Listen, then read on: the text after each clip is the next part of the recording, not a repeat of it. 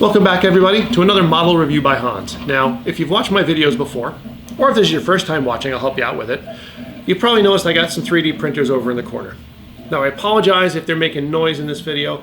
About a half hour ago I started a 3-hour print because I'm making bad decisions today. Timing is one thing, the black shirt against the black table is another. We're gonna just roll with it, okay? Anyway, if you've ever bought a Prusa printer, you might have noticed comes a little card in there that talks about you can download some free files to make a nice little 3D printed Land Rover. They call it the Landy. This little display only model uses the leftover hardware from the Prusa printer. Cool little thing, right? But what 3DSets really offers, and what we're talking about here today, is the meat and potatoes of their business. The file sets that they offer for 3D printing your own radio controlled vehicles. Now they have a pretty extensive lineup of 1/8 scale 3D printed cars and trucks. This one in particular here, of course it's obviously a Toyota, but they call it the Bamboo for legal reasons, of course. They offer 4 different versions of this Toyota. I picked the pickup version. They also offer a hard top, 4-door, or soft top, or topless, I forget which one it is. And with any of their vehicles that they offer, they have multiple versions of them depending on how you want to style it. You know, mild, wild, accessories, things like that.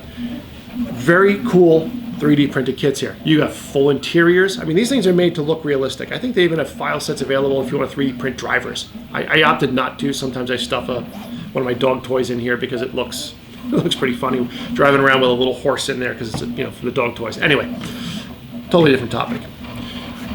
Other cool features they have, like this particular unit is 4-wheel drive. So you have front and rear solid axles with open differentials, multi-link coil spring suspensions to them. This one in particular is running the updated brushless motor with belt-driven gear train. Older versions of these had a brushed motor with a gear-driven gearbox and locked differentials front and rear. So over time they've been improving a lot of their core technology and updating the files accordingly. So like say if you printed one of these a couple of years ago and you had the gearbox, you wanted the belt drive, you can print out the belt drive and upgrade it. And that all sounds cool. Now, I did want to take some videos for you guys, so I went outside today and discovered that it snowed. So rather than cool rock crawling, you get to see me doing some snow blasting around in the yard. And this thing handles a surprisingly deep amount of snow. I'm pretty stinking happy with how this thing is. I mean, just look at how cool this thing is to watch driving. Everything sounds awesome so far, right? But one thing you'll notice is this is not small, okay? This is not small. The engineering is very good. Oh look, it's dripping on it's still dripping water from the snow. You ever watched Cars 2? Yeah, you'll realize this is probably the bad guy in the film. Anyway, the problem that you come across is, like I said, this is obviously a substantial 3D printed vehicle. It's 1/8 scale. This is bigger than a lot of stuff that's out there. A lot of the stuff you see these days, 1/18th, 1/24th. You know, they're in a lot of the mini rock crawlers. There's some bigger ones, but this is bigger than a lot of the commercial hobby grade stuff out there. I have 3 3D printers running here. They're not the fastest, but they're decent. This was 300 hours of print time. Essentially all of my free time for close to a month was spent 3D printing parts for this guy. It's about 3.5 full spools of filament. Yeah, 3.5 spools. So, like I said, this is a substantial project, and none of the other videos out there on YouTube really explain this to you, which is why I'm coming at you with this particular video. These are substantial projects. Now they try to make it easy for you with pre-done build plates and stuff like that, but I opted to honestly to do a lot of my own because I have a multi-material printer, and it helped me make some really cool effects for the interior that just you can't do with a single color filament printer. But like I said, we're starting to build up into a bigger project here. Now we're looking at 40 bucks for the files or so. 3 full spools of filament, depending on what you buy, you're looking at 75, 100, 150 bucks worth of filament if you're looking at fancy stuff. Now that's 3 spools worth of filament. I have 6 different colors in here. Blue, gray, black, orange, red, brown, silver. You know, it adds up. Hardware, this thing takes a crap load of hardware. It has 40 ball bearings in here. Okay, this is, like I said, it's adding up.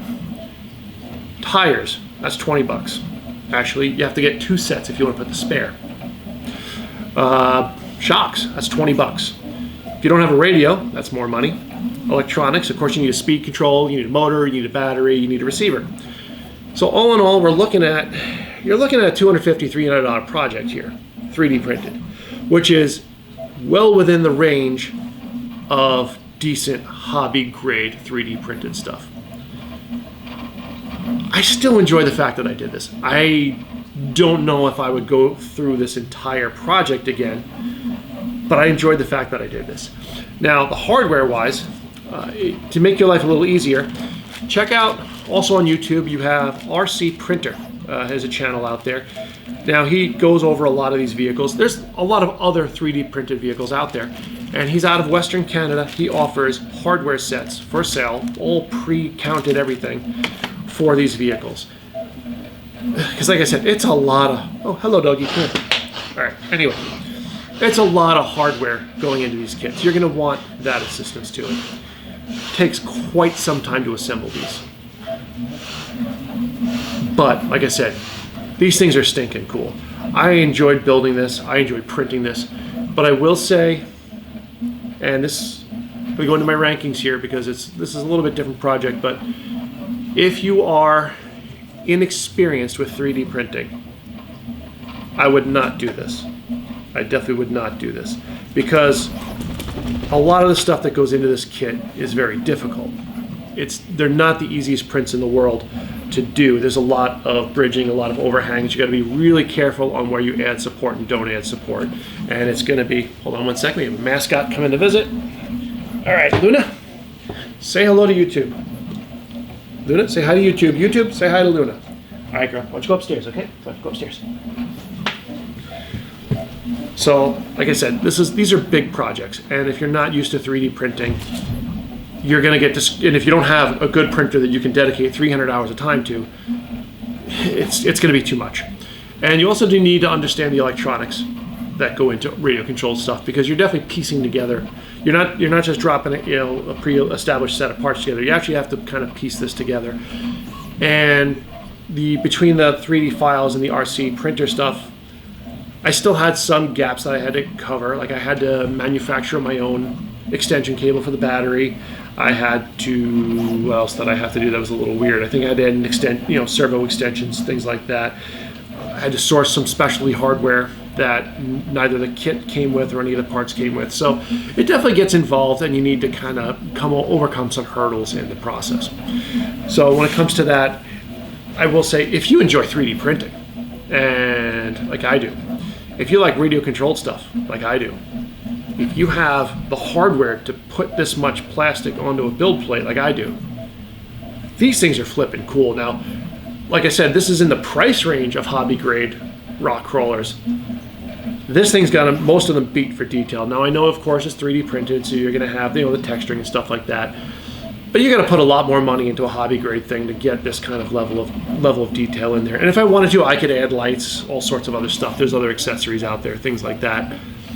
So yeah, if you're into 3D printing and radio control stuff and you got the time, I do recommend it. Just understand, this is a long-term project and it's going to cost a lot of money.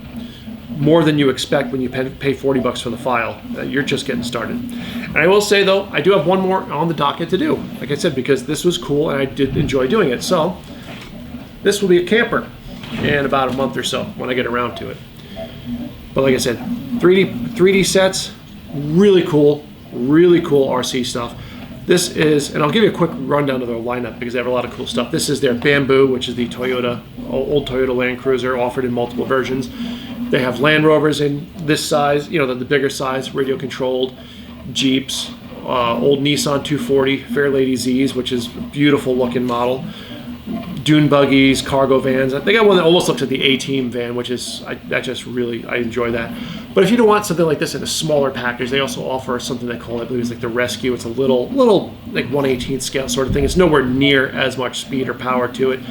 but it's definitely, if you want to do this at a smaller scale, that's a lot more accessible to you. So anyway, that's what I wanted to bring you guys, was to let you know what these kits are, what they offer. I do have actually one other critique I forgot to mention. Because of the nature of having so much interior detail, electronic space in these is very, very cramped. Frustratingly cramped. It is my only real critique, other than also because everything is 3D printed plastic. If you know how to do heat set threaded inserts, particularly like on the axles, might not be a bad thing to do. I did not, because I don't have access to it, but it's something worth considering because, like I said, these are 95% awesome, 5% a pain in the ass. So anyway, this has been a model review by Hans. I hope you enjoyed this one. I know it's a little more scattershot and different than my normal stuff, but you know, when I'm running out of funding to buy model kits to do reviews on, I go with what I got.